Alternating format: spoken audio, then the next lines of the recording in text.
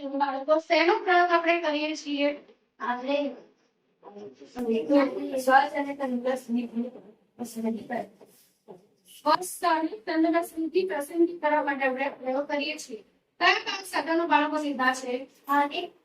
એક વિકલ લીધી, અને પાણી લીધું એનાથી આપણે વિકલ્પ કેમ છે આમાં? ચલો હવે આપણે પહેલા જોઈએ કે શું થાય છે. ચાલો ચલો બાળકો હવે આપણે આ બીજ લીધા છે તે પાણીમાં નાખીને જોઈએ કે શું થાય છે.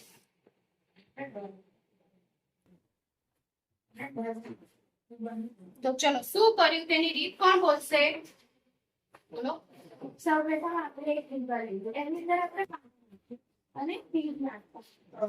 તે બીજ થોડી વાર પછી જો અલગ તેમાં શું થાય છે? તો શું થાય છે? શું જોવા મળે છે આપણને?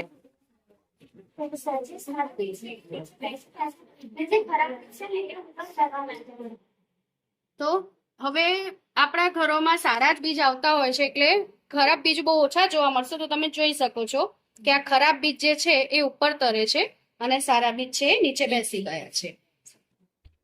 ચલો બાળકો, આ પ્રયોગથી આપણને શું શીખવા મળ્યું? જે ખરાબ બીજ છે એ ઉપર આવી ગયા છે અને જે સારા બીજ છે એ નીચે આવી છે.